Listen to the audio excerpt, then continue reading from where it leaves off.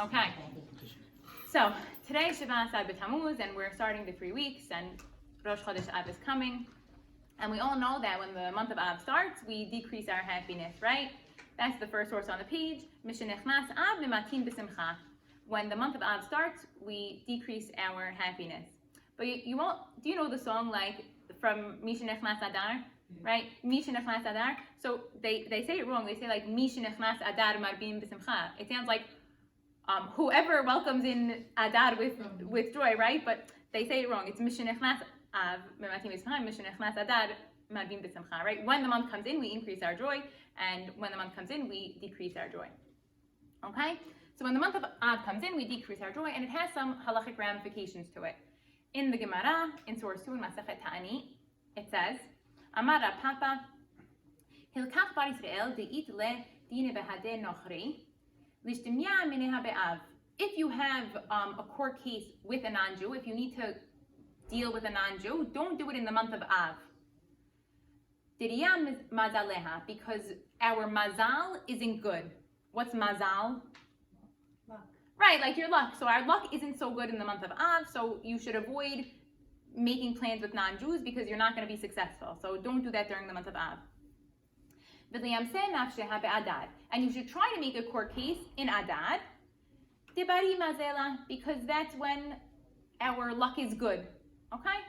So when the month of Av comes in, we decrease our joy, and it has practical halachic ramifications. And what are other halachic things that we do in the month of Av to decrease our happiness?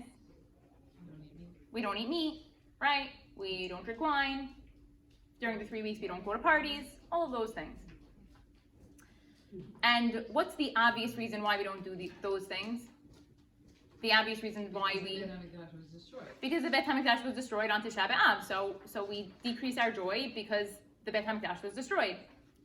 But in Judaism, nothing ever has one reason. Why do we keep Shabbat? What? The Torah. Because the tells us Torah tells us to. Good. Yeah. In memory of the Yetziat Mitzrayim and B'riyat Ha'olam. Good. In memory of Yetziat Mitzrayim and in memory of B'riyat Ha'olam. Okay. Why do we keep Shemitah? Because the Torah tells us to. Yes. Never mind. Because the Torah tells us to. It's true. What's up? What's another reason we keep Shemitah?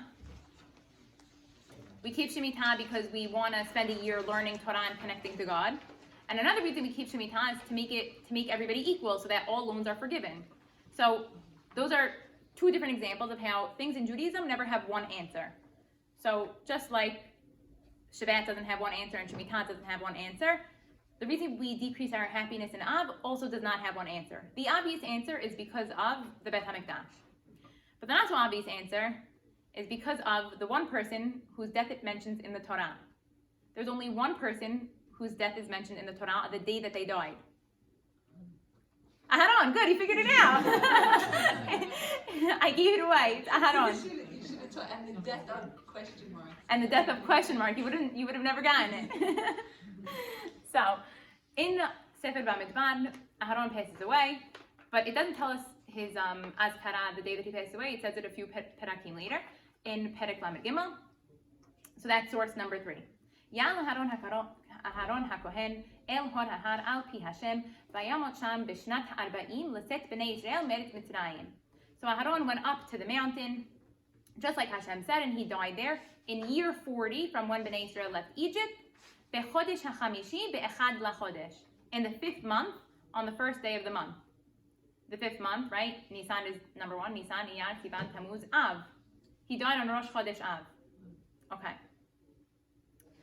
So, why is Aharon so important? What does Aharon stand for? Good. Great. That's our next source. Perkei Avot, Perek Al, Pasuk Bet. Does anybody want to read it for us? Since we have so many people here. No? I can read it. Go ahead, Judy. הלל ושמאי קיבלו מהם, הלל אומר, כדי מתלמידיו של אהרון, אוהב שלום ורודף שלום, אוהב את הבריות ומקורבן לתורה. Hillel and Shammai received from them. Hillel used to say, be of the students of Aharon, love unified and drawing them close to the Torah. Good. So these are a few of Aharon's qualities that Hillel said. He loves peace and runs after peace. He loves other people. He loves creatures. And he wants to bring them closer to Torah. Okay? Loves peace, loves other people, and wants to bring them closer to Torah. Those are 3 of his qualities. Turn the page. Aharon had a very big effect on Bnei Israel. And we know this because Bnei Israel mourned for people, but Bnei Israel didn't mourn for people the way that they mourned for Aharon. In Bamidbar Perek Kaf, after Aharon passes away, Aharon goes up the mountain and he dies on the top of the mountain. Bnei Israel don't know what happened, but they see that Moshe and Aharon's son came down without Aharon, and they figured it out. Vayi'u kol hada ki gava Aharon. They all saw that Aharon passed away. Vayibku et Aharon shiloshim yom kol bet Israel. And they cried for Aharon for 30 days, all of Bet Israel. And Rashi comments here on kol. Why kol? Because the men and the women both mourned for his loss. Sometimes it was only the men, because only the men felt connected to the leader at the time. But the women and the men felt connected because of Aharon's personality and because of what he used to do. And as we go through the sources, we're going to see what his personality was like and why he did those, why everybody mourned for him. In source number 6, Moshe was chosen to lead Bnei Israel, right? Okay. What are some of Moshe's qualities? Why would he be chosen? He was also, when he was in Mitzrayim, he saw the person hitting the other person and he killed him. You have to speak a little bit. Oh, sorry. He killed the person who was trying to hurt another person, and he saw people fighting, and then he saw Tzipora, so he's always coming to the rescue of people. Good. Moshe is the kind of person that sees oppression and he needs to fix it. He needs to come in and he needs to save people. So Moshe chose him to save Bnei Israel from Mitzrayim. But now they're by the burning bush and Moshe is arguing with God. And Hashem is saying, okay, I pick you. And Moshe is saying, but I'm going to go to Bnei Israel and they're going to ask me what your name is. What am I going to say? What's your name? Okay. Why are you sending me? Who am I? Oh, you're going to go. You're going to go. It's going to be great. But I can't go because I don't speak well. No, you're going to go and you're going to be great. And then Hashem says, no, you're going to go. You're going to go and you're going to speak, and I gave you a mouth so you could speak. And then Moshe finally gives up, and Moshe says, please just send somebody else. Moshe gave like 5 different arguments to God, and the last argument is just, Hashem, please send somebody else. And Hashem responds to this with source number 6. Vayichar af Hashem b'Moshe. Hashem got angry with Moshe. Vayomer, Halo Aharon achicha halevi yadati ki daber yidaber hu. Your brother Aharon, I know that he speaks well. V'gam hine hu yotze l'kratecha v'ra'av v'samach b'libo. And right now, he's coming out to greet you, and he's going to be happy in his heart when he sees you. Okay, so Moshe is going to go, and Aharon's a good speaker, so Aharon's going to help him out. But if Aharon's a good speaker, then why didn't Hashem just pick Aharon in the first place? Why isn't Aharon the better choice to be a leader if he's used to speaking with people? Right? Hashem said it himself. I know that he speaks well. So if he's a good speaker, then he's the right person to lead Bnei Israel out of Egypt. I don't know, Moshe has something wrong with his mouth. Moshe doesn't speak well. So he's not the right choice. That's interesting. Maybe because of his positive characteristics, they're like too positive to be like angry at people, and you have to have that sort of anger. Good. Right? I think it's something like that. Yes. So think about that. So Hashem told Moshe, Aharon is happy to see you. But Hashem didn't tell Aharon to go see Moshe yet. Do you understand the problem? It's like if I call Stella and I say, Stella, I'm going to tell Judy to come, and Judy's going to be so excited to play with Margie. But I didn't tell Judy yet. So how do I know that Judy's going to be so excited to play with Margie? I don't. Unless I do. How do I know that Judy's going to be excited to play with Margie? She always is. Right, because that's her personality. Okay? So Aharon's personality is the kind that he's going to be happy for Moshe no matter what. So Hashem didn't even need to tell Aharon, oh, go meet Moshe, in order for him to know what Aharon would feel. he's predictable. Everybody knows what Aharon's going to feel all the time. So the next source, if you notice, source number 6 is Shemot Perek Daled Pasuk Yadalid. Source number 7 is Shemot Daled Pasuk Kaf Zayin, which means that 13 Pesukim later is when Hashem tells Aharon to go meet Moshe. 13 Pesukim earlier, Hashem already predicted Aharon would be happy. Vayomer Hashem el Aharon, Hashem tells Aharon, Lech lekrat Moshe hamidbara, vayelech veifkashehu behar Elokim vayishach lo. Hashem tells Aharon, go meet Moshe in the desert. He went, they met, they hugged, and they kissed. Okay. Rashi obviously has the question that we have. Right? How did Hashem know that he would be happy? Like, why is he happy? So that's the next source number 8.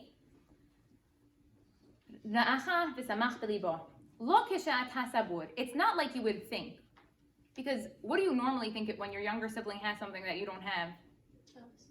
Yeah, I'm jealous and I want it, right? That happens all the time. I mean, I'm the youngest in my family, so everybody was just jealous of me, but, you know. Grandpa, you want a source sheet?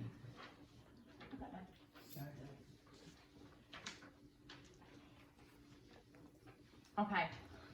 So it's not like you would think. He's not going to be annoyed that you're getting a better job than him. And because of this, because of what? Good heart. Because he's happy for Moshe, he's going to get the zechut of wearing the choshen on his heart. What does that mean? He gets to wear the choshen on his heart? Who does that? Whose job is that? No. Kohen Gadol. Good. So because Aharon didn't care that Moshe got the better job than him, Aharon merited to be the Kohen Gadol. Okay? So clearly we're starting to see that Aharon has the good characteristics for a representative of God. Right? But maybe not a good enough representative to take Bnei Israel out of Egypt. Okay. So now we're going to go on to source number 9. And source number 9 is Chet HaEgel. Aharon plays a very prominent role in this story. And it's very interesting that he doesn't really get punished for it. I mean, some Mefarshim say that he does get punished for it, and that's really the reason why he couldn't go into Israel. But according to the Pshat, he doesn't get punished for this. And I think it's because of his intentions and because of what Hillel said in Pirkei Avot. So let's read the story to remind ourselves what happened. Moshe is on the mountain for 40 days. Vayar ha'am ki boshesh Moshe laredet min ha'har. The nation saw that Moshe is late in coming down from the mountain. Vayikahel ha'am al Aharon. So they all gather on top of Aharon. Vayamru elav, and they tell him, Kum, get up. Aseh lanu Elohim, make us a God, asher yelchu lefanenu, that's going to go in front of us. Ki ze Moshe ha'ish asher ha'elanu me'et Mitzrayim, lo yadanu mehayalo. Because you know that guy, Moshe, that took us out of Egypt? We don't know what happened to him. So all Bnei Israel gather on top of Aharon. I can imagine like a pretty stressful situation, right? Everybody's crowded over him. Make us a God because Moshe, we don't know what happened to him. He's the guy that took us out of Egypt. He was our leader, and he's missing. What do you expect Aharon to do? You all know the story, so you know what Aharon does. But if you didn't know what was going to happen, what do you expect Aharon to say? Don't worry, he's coming. Don't worry, he's coming. I would think that he would convince him that he's coming. Right, yeah, don't worry, it's fine. He's coming. Moshe's coming down. You don't need anything. So why didn't he? Is that a sin? We'll talk about it when we finish this source, okay? Vayomer alehem Aharon. Aharon tells them, Parkun izmeh hazahav asher ba'azne nashechem ubnechem ubenotechem v'habiu elai. Take off the gold rings and earrings that are on your wives and kids and give them to me. Vayitparku kol ha'am et nizmeh hazahav asher ba'oznehem v'yabiu el Aharon. The whole nation, they took off the rings and the jewelry of their wives and their children, and they gave it to Aharon. Vayikach meyadam vayasar oto bacheret vayasehu egel masecha. He took the jewelry from their hands and he cast it into a calf. Vayomru, Ela Elohecha Asher sorry, El Elohecha Yisrael asher ha'elucha me'eretz Mitzrayim. And all the people said, oh, this is the God that took us out of Egypt. Okay? Aharon got all the jewelry, he made it into a calf, and Bnei Israel said, oh my gosh, this is your God, Bnei Israel, this is the God that took you out of Egypt. And now Aharon sees what's happening. Vayad Aharon, vayiben mizbeach lefanav, vayikra Aharon, vayomer chag laHashem machar. Aharon sees what's happening and he builds a mizbeach. And he says, okay, tomorrow we're having a chag for Hashem. Tomorrow we're going to have a holiday for Hashem. So this is just 5 very confusing pisukim. Because first of all, you expected Aharon to say no. And you expected Aharon to say, just wait for Moshe, it's fine, relax, you'll be okay. But he did what they said. And then all of a sudden, after they say that the calf is their God, Aharon flips to the other side and says, okay, tomorrow we're going to make a holiday for Hashem. Why didn't he do that in the first place? Right? And I think the answer is because of his love for Shalom. In this story, Aharon just wants to make everybody happy. Right? Bnei Israel are complaining, we're so worried about Moshe, we're so scared. So Aharon says, okay, I'm going to help you. I'm going to ease you through it. You want something? I'll give it to you, no problem. But then he sees how excited Bnei Israel are for this egel. And he's like, oh no, I know that Hashem's going to be angry. So now I have to make Hashem happy, and tomorrow we're going to have a chag for Hashem and give korbanot to Hashem. Right? In the story, Aharon's struggling because you can't make everybody happy. Good. This pasuk, Vayar Aharon, talking about the Mizbeach, is not on the Mizbeach for the Egel, it's just the Mizbeach. Meaning, is the Mizbeach with the Egel, and that there's a holiday with the Egel and the Mizbeach, or is it just separate, this Mizbeach for Hashem? So commentators say that he's trying to like refocus the Egel for God by building a Mizbeach with it. Okay. And by building the Mizbeach, everybody's going to like realize, oh, the Egel is really not God, and we're like using the Egel to help us connect to God, just like we use the Mizbeach. Like that thing. Right. How are we doing until this point? What are your questions until now? Okay. So is it a good thing or a bad thing what Aharon is? We're going to talk about it. That's you asked my question. We're going to talk about it. In the next source, we see things that Aharon did. It's Avot Rabbi Natan, Perek Yirbe, Pasuk, section Gimel. Ohev Shalom, loving peace, right? We said that Aharon is Ohev Shalom, Rodef Shalom. Kesad. How do you love peace? Melamed sheyehi adam Ohev Shalom b'Yisrael ben kol echad ve'echad kederech she'aya Aharon Ohev Shalom ben kol echad ve'echad. You need to love peace among everyone, just like Aharon loved peace among everyone. Okay, but that doesn't really help me so much. So I think I need some better examples. So let's see what Aharon did.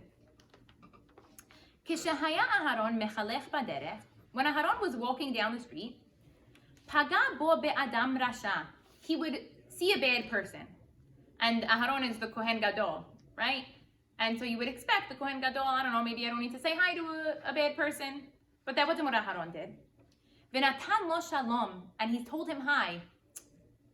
But shalom doesn't just mean hi. Shalom is a blessing, right? When you tell somebody shalom, you're giving them a beracha. That's why, like, when people come to you, we say shalom. When people leave you, we say shalom. Because we're saying, like, oh, I hope that you came to me in peace, and I hope that you leave me in peace. So Aharon is saying shalom.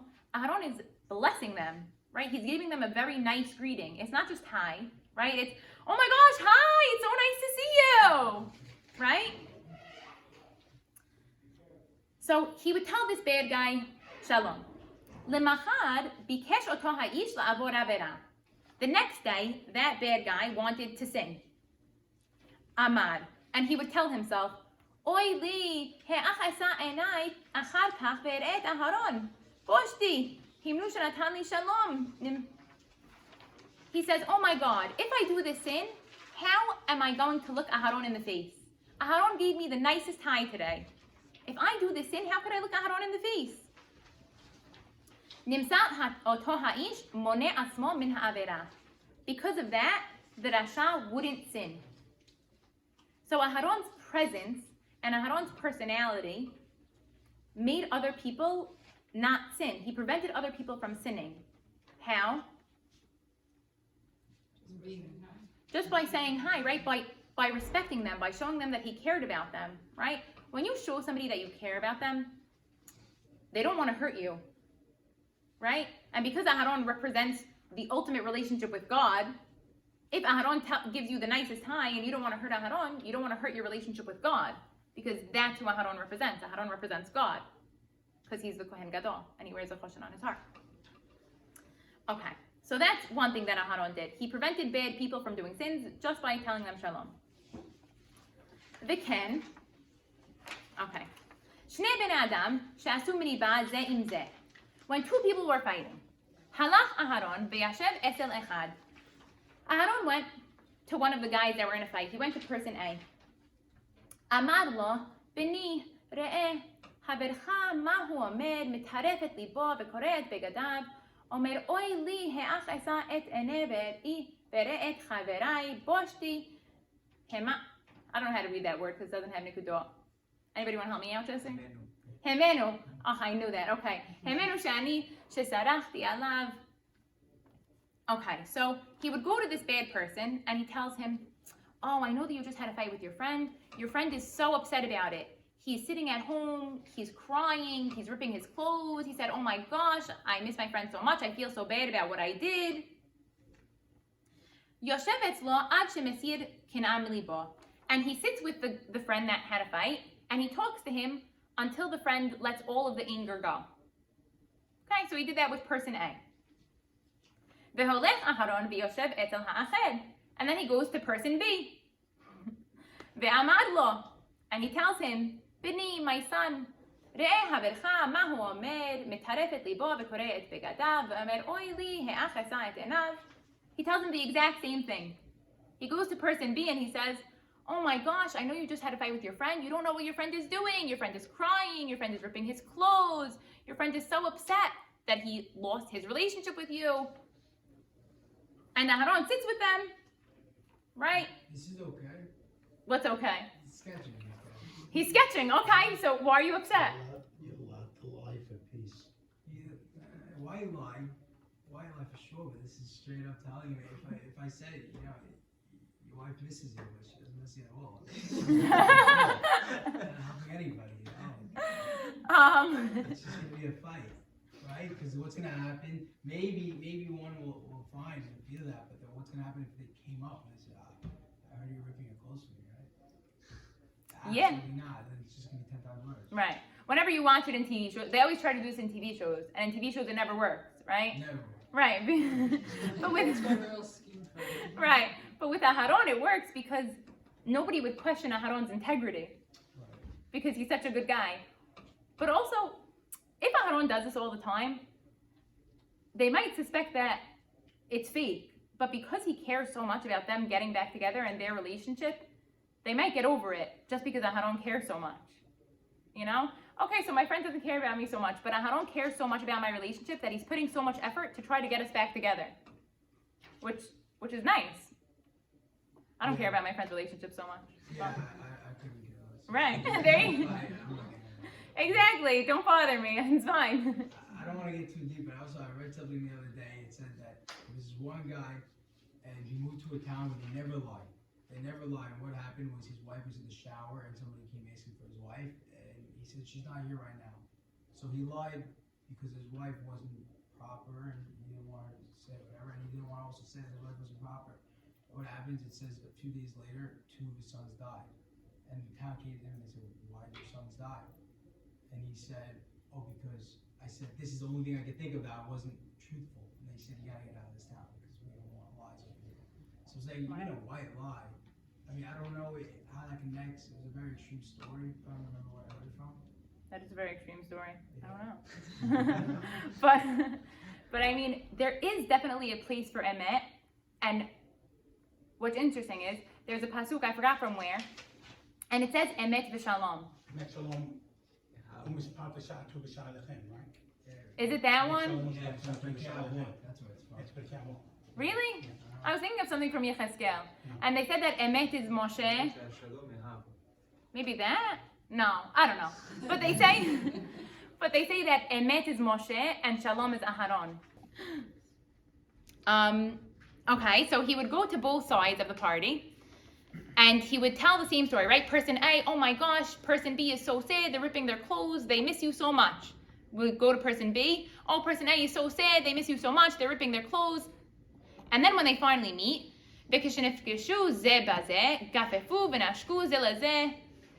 and when they would meet, they would hug and they would kiss each other and they would become best friends like they were before. That's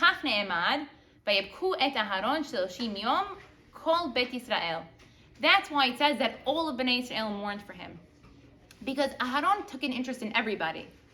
Aharon cared about every single person in Bnei Israel and cared that every single person in Bnei Israel was happy.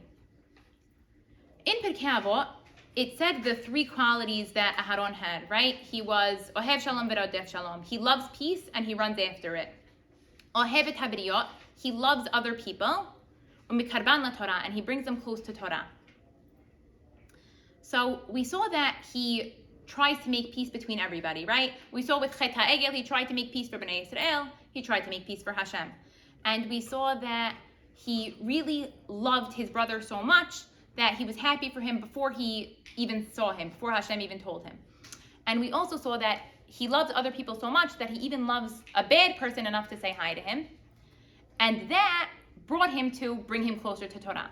So those are the three qualities that Hillel said that we saw him have. Aharon is the best. And he symbolizes, he personifies Ahavat Chinam. But my mother-in-law asked before, why wasn't he chosen to be the leader? Hashem said that Aharon is a great speaker. And he seems like the obvious choice. I don't know, he's charismatic, people listen to him, he speaks so well.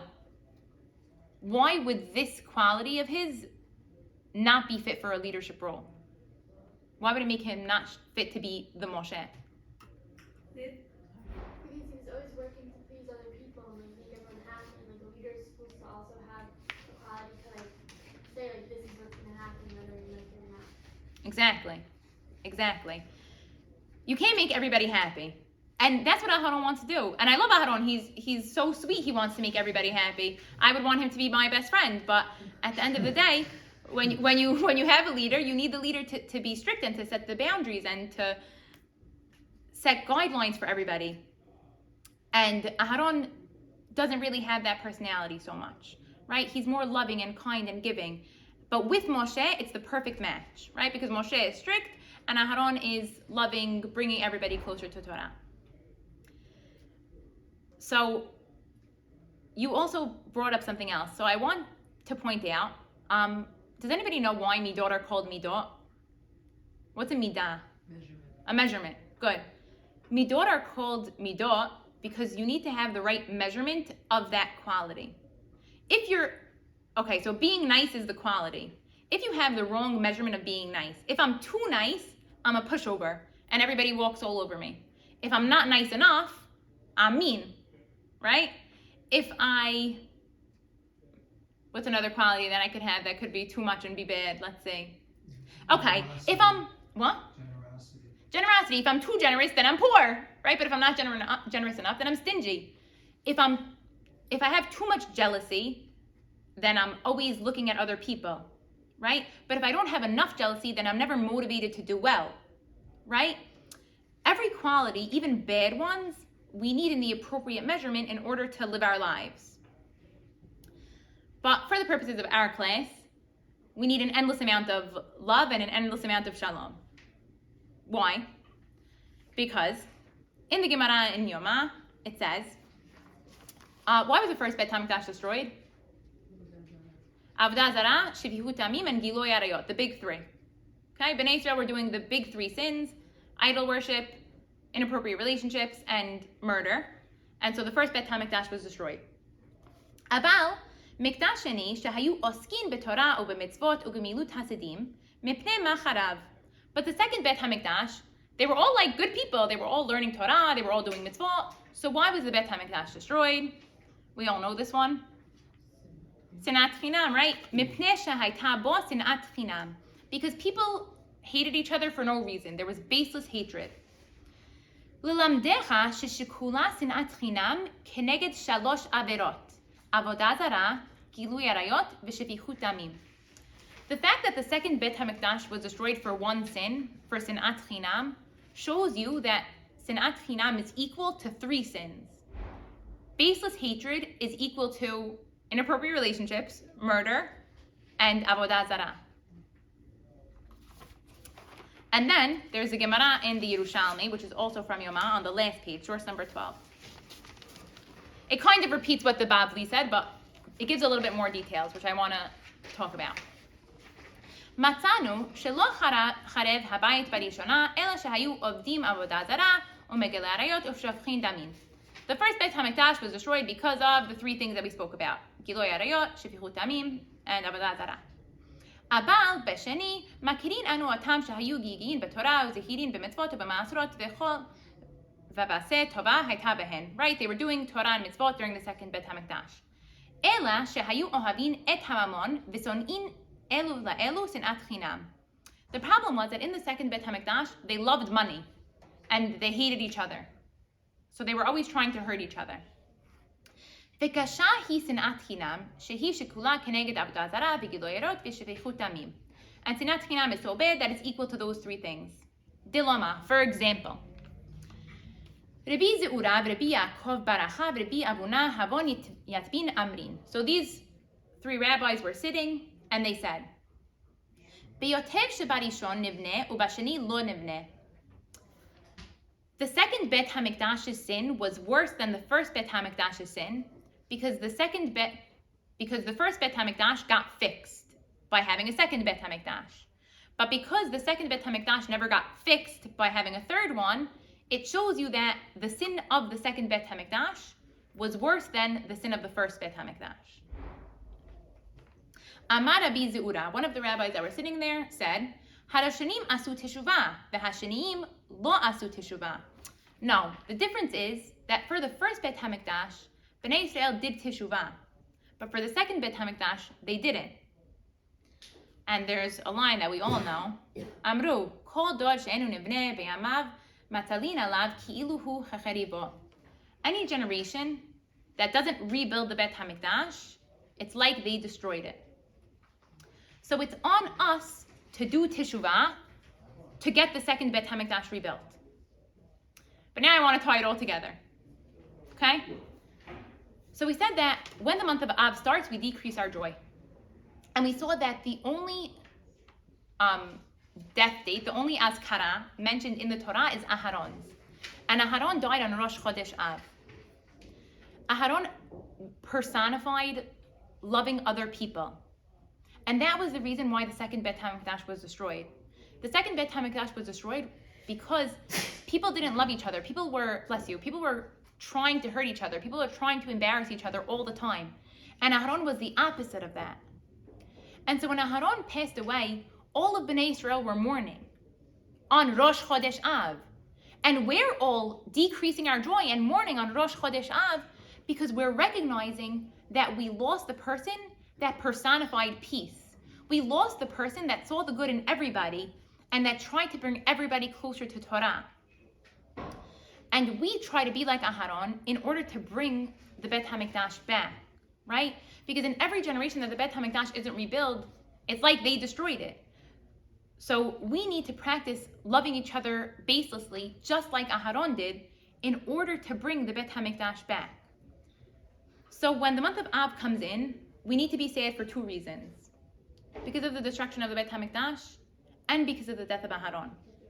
They have the same reason, right? The Bet HaMikdash was destroyed because of Sinat Chinam, and Aharon's death meant that Bnei Israel were infiltrated with Sinat Chinam.